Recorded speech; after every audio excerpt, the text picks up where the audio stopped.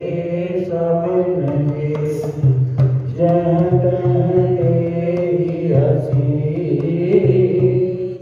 सकल तने चिरजीवन तुलसीदास के सियापति राम जय जय राम जय प्रभु राम जय जय राम करो कल्याण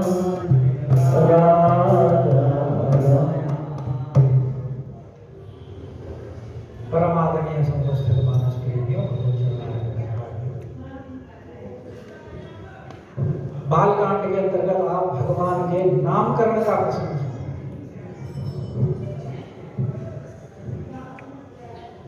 जैसे कि कल बताया था,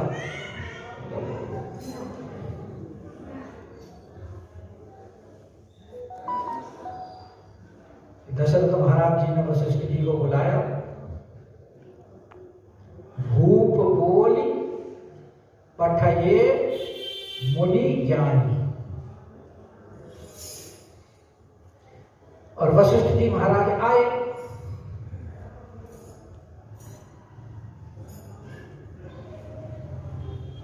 तो नामकरण के लिए जो पद्धति बताई गई है, मानस पीयूष में दो तरह की पद्धति का वर्णन है।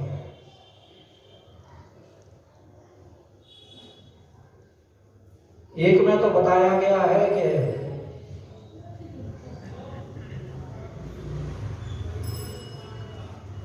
दाहिने हाथ को माता बैठी होती है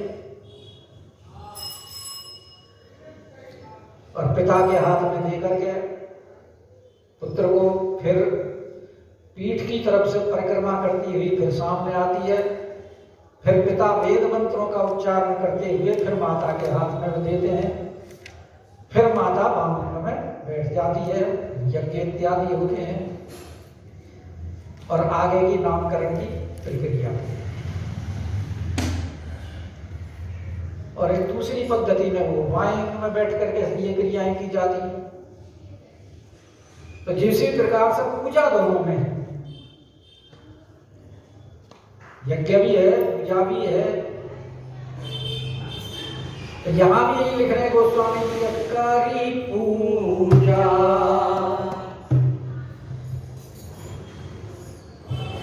दोनों में से एक से या दोनों विधियों से। गोस्वामी जी तो सबका समन्वय करते हुए चलते हैं।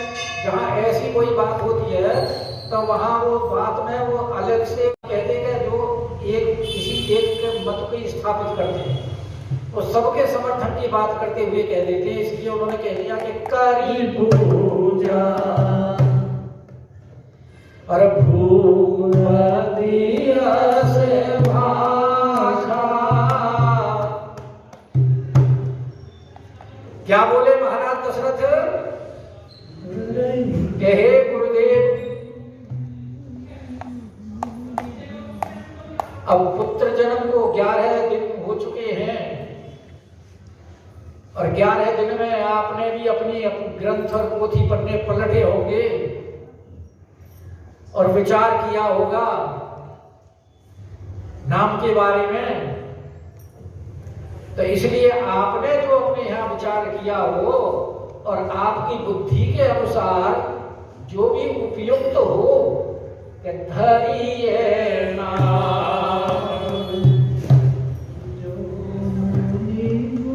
जो मुनि गुणी राखा। तो उस समय जो पंडित अपने पत्रा के अनुसार नाम निकालते हैं, वैसे नाम वही रखना चाहिए। लेकिन आपने देखा होगा कि गांव में तो ये बहुत प्रचलन है।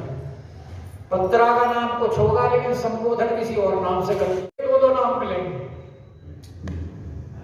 जो ओरिजिनल नाम है उससे तो बहुत कम लोगों को पुकारा जाता है, परिचित कम होते हैं। और कई तो माँ बाप या रिश्तेदार अपने आप कहते हैं नहीं भाई हमें ये नाम पत्रे का ठीक नहीं लगा, अब तो ये तो नाम ये रखें।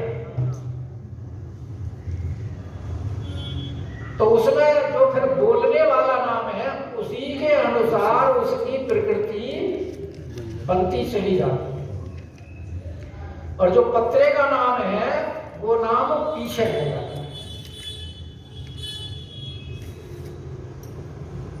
और बाद में जब संकट आते हैं, फिर जब पंडित जी के पास जाते हैं, पंडित जी कहते हैं भाई तुम्हारा पत्रा का तो नहीं, ये नाम है, बोलने का ये नाम है, और बोलने के नाम के अनुसार ही अब आपकी ग्रह दशा सारी बनती चली जा रही है, तो उसके अनुसार तो आपका ये होगा। जो प्रचलन में नाम होता है वैसी ग्रह दशा बन जाती है। तो इसलिए नाम वही रखना चाहिए जो पत्रा में नाम निकला है। कई बार उल्टा हो जाता है, पत्रे के नाम के अनुसार जो जीवन की यात्रा किसी और दिशा में जानी थी वो बदल के दूसरे दिशा में चली जाती है, क्योंकि नाम प्रचलन की कारण, प्रचलित नाम के कारण। यहाँ कह रहे महाराज दशरथ जी कि धरी है नाम जो मुनियों ने राखा, कि आपने जो शास्त्रों का आकलन किया है, आपने जो विचार किया है, तो इसके अनुसार बताइए प्रभु आपका मंतव्य क्या है। महाराज वशिष्ठ जी बोले क्या बताऊं, क्योंकि वो तो वशिष्ठ जी महाराज तो त्रिकालदर्शी है, और फिर इनके बारे में तो पूर्व से उनको ज्ञात है। वशिष्ठ जी के पिता ब्रह्मा जी ने पहले ही बता दिया था, कह रहे भाई पुरोहिताई स्वीकार कर ले, मना मत कर। भगवान आएंगे, क्योंकि जब वशिष्ठ जी ने तो क्या कह दिया था कि भाई पुरोहिताई कर्म अति मंदा, ये पुरोहित ही कर्म अति मंदा, ये तो मंदा कर्म है, इसे लेना नहीं चाहता। ब्रह्मा जी बोले गलती मत कर, इसी वंश में आगे भगवान का अवतार होगा। और जब महाराज दशरथ इनके पास गए, महाराज हमारे कोई संतान नहीं, की चिंता करता, तेरे तो एक नहीं चार होंगे। तो इनको तो सारा पहले से ज्ञान है, इसलिए बोलेगा वो इनके नाम के बारे में आप पूछ रहे हो, क्या नाम बताऊं कि इनके नाम अनेक अनुपमा, क्योंकि इनके तो एक नाम हो तो मैं कहूं, इनके तो अनेक।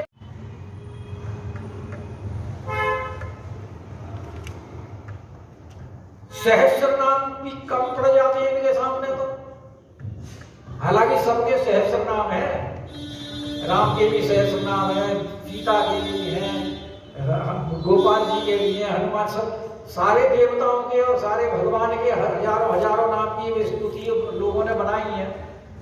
लेकिन वो तो सिर्फ एक खाना पूर्ति है, क्योंकि भगवान का कोई एक जन्म तो है नहीं, अनंत जन्म, हरि अनंत हरि कथा अनंत, और अनंत जन्मों में अनंत कथा है, अनंत लीला है, तो उसके अनुसार अनंत नाम है। और ऐसे ऐसे नाम है जो कभी ना उन्हें अनूपा, उनके साथ में उपमा भी किसी की नहीं की जा सकती।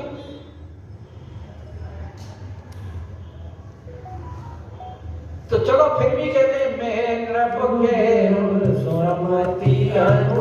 अपनी मति के अनुसार कहता। तो सबसे पहले क्या नाम, भगवान राम का ही नाम, क्योंकि सबसे पहले जन्म किनका हुआ है, राम। जिस जिस क्रम से खीर का वितरण हुआ,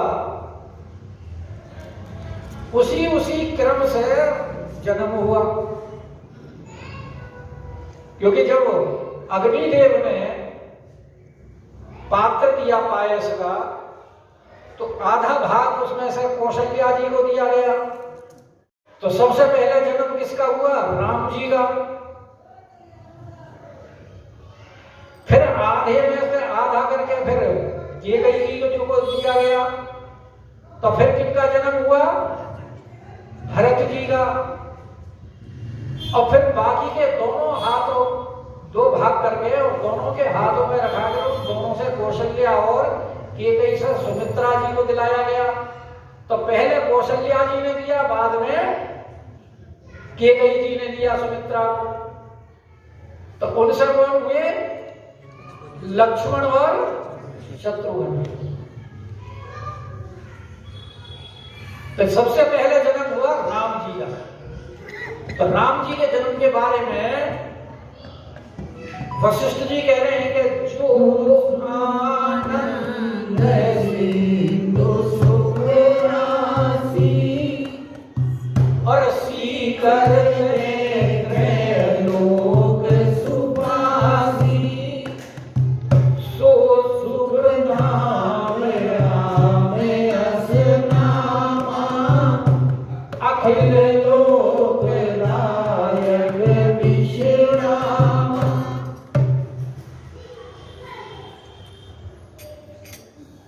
कि जो आनंद सिंधु सुख राशि, जो आनंद के समुद्र हैं,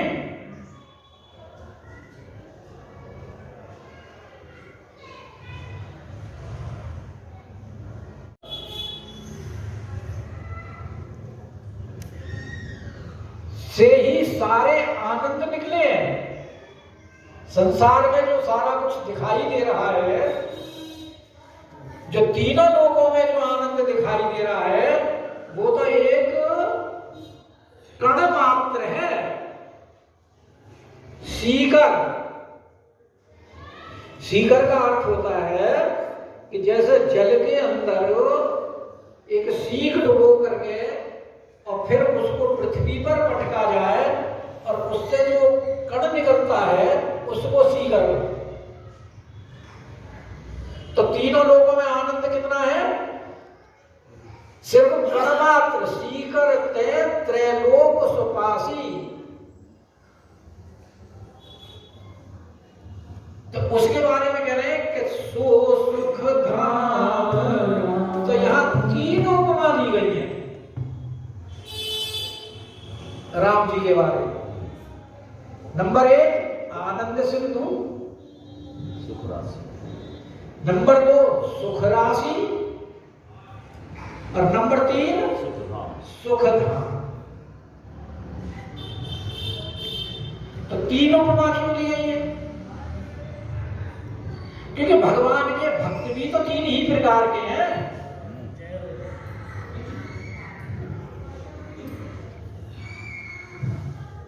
एक तो ज्ञानी है,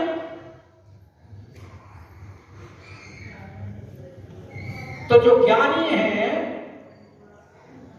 आनंद सिंधु, क्यों वो आनंद में ही निमग्न रहना चाहते हैं।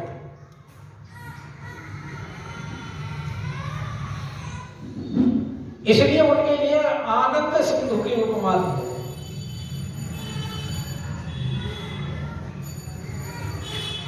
और जो सुख की प्राप्ति के लिए नाना प्रकार के शुभ कर्म करते हैं,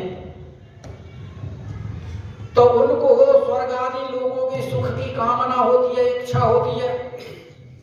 इसलिए राशि का मतलब होता है ढेर। तो ज्ञानियों तो सुख, वो आनंद सिंधु हुआ क्योंकि वो हमेशा आनंद में ही निमग्न रहना चाहते हैं। जैसे कि महाराज जनक जी हमेशा ब्रह्मानंद में ही निमग्न रहते थे।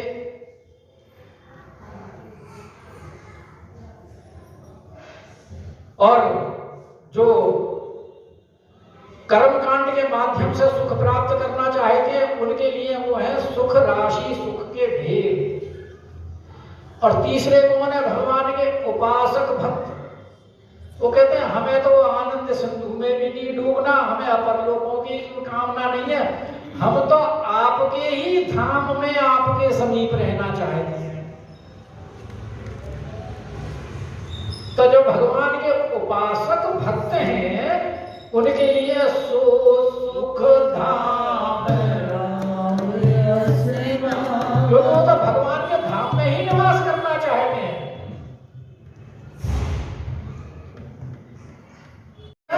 सुख धाम अच्छा, फिर नाम भी बता दिया कि राम अस नाम। तो राम, उनका नाम क्या है? उनका नाम है राम। राम का अर्थ होता है कि जो मुनीनाम हृदय रमंती सा राम है, जो मुनियों के हृदय में रमण करते हैं वही राम है। और वैसे देखा जाए तो सारे विश्व ब्रह्मांड में सब में राम ही तो रमण कर रहे हैं। राम के अलावा तो और कोई वस्तु है नहीं। और यहां ये नाम देकर के भगवान ने, वो वशिष्ठ जी ने कह दिया है कि सगुण रूप भी यही है और निर्गुण रूप भी यही है।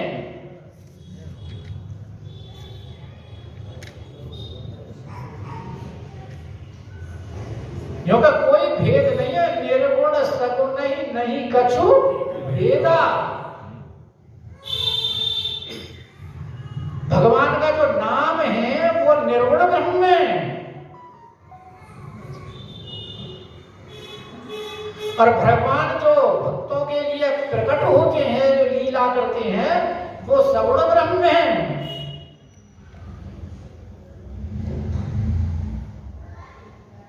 तो इसलिए सगुण और निर्गुण में कोई भेद नहीं है, दोनों के ही बारे में बता दिया कि जो आनंद सिंधु सुख राशि करते त्रैलोक सुखासी।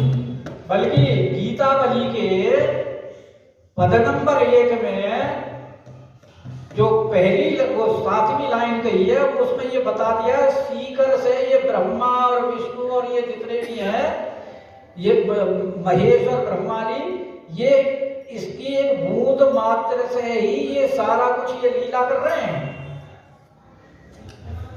अभी वक्त दो इसमें देखना तो आपने, गीतावली में से बताता हूँ आपको। देखना तो आपने, हमें सुनना है। आनंद लेना है।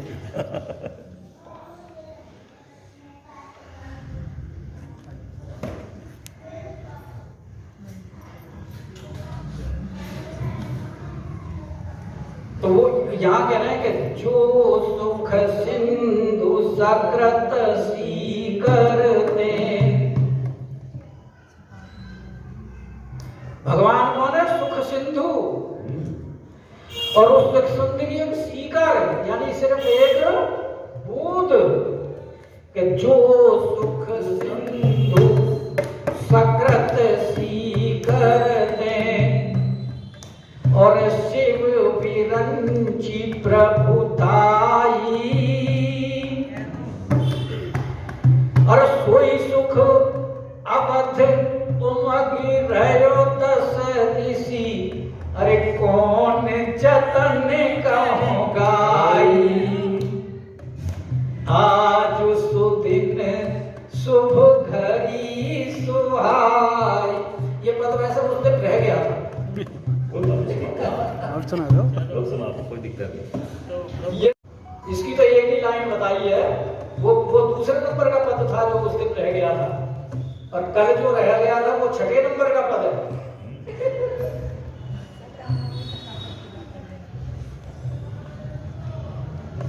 तो ये इसका मतलब है कि जो सुख सिंधु सकृत सी करते, ये कह रहे हैं कि जिस आनंद समुद्र की एक बूंद से,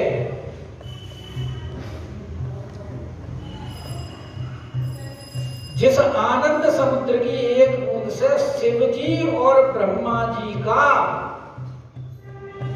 जगत में प्रभुत्व है। कि देव में उनका नाम है भाई। ब्रह्मा जी का एक सृष्टि की उत्पत्ति करते हैं और एक सृष्टि का, तो ये जो प्रभुत्व है ये उस सुख सिंधु की एक बूंद से है। तुलसीदास जी ये कह रहे हैं कि वही सुख सागर इस समय अवधपुरी में 10 दिशाओं में उमड़ रहा है। तो ऐसे हो कि जो आनंद सिंधु सुख राशि और सी करते थे लोग सुखासी, सो सुख धाम राम असनाम। और सबसे बड़ी बात है कि अखिल लोकदायक विश्रामा। सारे लोग कहाँ विश्राम को प्राप्त होते हैं? उन्हीं के अंदर ही तो विश्राम होता है। क्योंकि जैसे सृष्टि प्रकट होती है उसी प्रकार सृष्टि का उसी क्रम में लय भी होता है। और सृष्टि कहां से प्रकट हो रही है? उस पार ब्रह्म से ही तो है। क्योंकि कारण ब्रह्म तो वही है और जो सृष्टि दिखाई दे रही है वो सब क्या है? कार्य ब्रह्म। तो कारण ब्रह्म से कार्य ब्रह्म प्रकट होता है। और जब बाद में जब सृष्टि का लय होता है तो कार्य ब्रह्म कारण ब्रह्म में ही चला जाता है। अब जो ये 5 तत्व जो दिखाई दे रहे हैं संसार के, इसमें 5 में सबसे लास्ट में कौन सा है? पृथ्वी तत्व। तो पृथ्वी तत्व में बाकी जो ऊपर के हैं चारों तत्वों के गुण मौजूद हैं। विशेष गुण तो पृथ्वी का क्या है? गंध। और जल तत्व का गुण है स्वाद। तो जब लय होती है सृष्टि तो पृथ्वी तत्व जल तत्व में विलीन हो जाती है और जल तत्व अग्नि तत्व में विलीन हो जाता है। तो अग्नि तत्व का विशेष गुण क्या है? अग्नि तत्व में ऊपर के जो 2 तत्व हैं, वायु तत्व और आकाश तत्व, उन दोनों के गुण अग्नि तत्व तक ही है। तो अग्नि तत्व का रूप जो गुण है वो किस में विलीन हो जाता है? फिर वायु तत्व में विलीन हो जाता है। और वायु तत्व का गुण क्या है? स्पर्श। तो वो वायु तत्व जब फिर किस में विलीन होता है? आकाश तत्व में होता है। और आकाश का विशेष गुण क्या है? शब्द। शब्द फिर किस में विलीन होता है? महत्त्व में विलीन होता है। और महत्त्व प्रकृति में विलीन होती है और प्रकृति फिर ब्रह्म में विलीन होता है।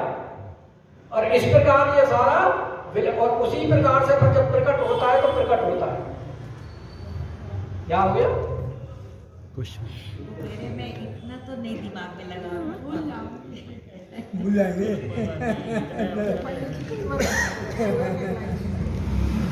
कोई बात नहीं, भूल जाओ तो आगे फिर सुन लेना। ये तो प्रसंग आते ही रहते हैं। पंडित जी का जो है मोबाइल जिंदाबाद, फिर सुन लेना, कोई दिक्कत नहीं। नहीं, साथ में करता अभ्यास है, कभी तो पक्का हो सही बात है। भाई वो भागवत में इसमें कथा आती है, भक्तमाल में कथा आती है कि गोपदेव जी जो थे श्री संप्रदाय में, रामानुजाचार्य जी का संप्रदाय श्री संप्रदाय, वो पढ़ने में इतने कमजोर थे कि उन्हें कुछ याद नहीं होता और उनके साथ के सब पढ़ के आगे निकल जाते थे और उनको बेचारों को कुछ याद ही नहीं होता तो सारे उनको भुलक्कड़ गया। क्या गुरुजी ने भी कह दिया कि तुम्हारे बस की पढ़ाई नहीं है, तुम अपने घर जाओ।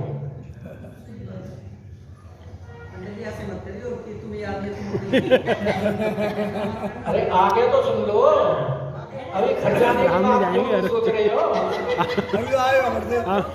वहाँ पे भी वही कथा होगी ना फिर। तो उसका समाधान भी तो बता रहा हूं ना। बिना समाधान के क्यों बात इतना अपने मायूस हो रहे हो क्यों जी? तो उसके बाद में जब गुरु जी ने स्कूल और एक पनघट पर जाकर के बैठ गए और पनघट पर वहां देख रहे तो औरतें पानी भर रही थी रस्सी और बाल्टी के द्वारा। तो उन्होंने देखा कि जहां से ये जल भर रही है, वो जो कुआ के जो चारों तरफ जो पत्थर लगा हुआ था, उस पत्थर के अंदर आधे आधे इंच, एक इंच गहरे निशान थे। उसने विचार किया कि जब इस कोमल रस्सी से और इस पत्थर के अंदर निशान पड़ सकते हैं बार बार करने से, तो क्या मैं इस पत्थर से भी ज्यादा गया बीता हूं। और फिर उसने विचार किया कि मैं भी अब रटना शुरू करूंगा। और आकर के फिर उसने गुरुजी से प्रार्थना की और फिर उसने जो रटना शुरू किया है, सारे शास्त्र उसने कंठस्थ कर लिए। तब से ये जो दोहा जो प्रचलन में आता है ना कि करत करत अभ्यास के जड़मति होई सुजान, रसोई आवत जात के सिल पर। ये दोहा तभी से है गोपदेव जी के कारण। इसलिए कहते हैं रोज सत्संग में आओ, सीधी बात है। देखो तो तुलसीदास जी ने कहा है कि जब बहुकाल करिए सत्संगा, मगर जब बहू बन के आओ तभी से ही सत्संग शुरू कर दो। ये नहीं कि जब सास बनेंगे तभी हम आगे कर सकेंगे। इसलिए बहू सब का लिखा है, बहू सब का इसलिए लिखा है। बच्चों की तरह सिखाना चाहिए। मेरे को हमारे छोटे बच्चों की जो प्रेरणा तो ध्रुव हो गई, ये तो इनकी तो बात ही है।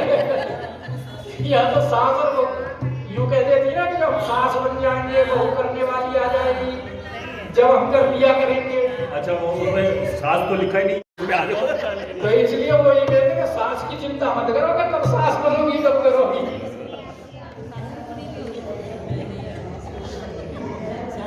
जब बहू बन जाओ तभी से ही शुरू करो।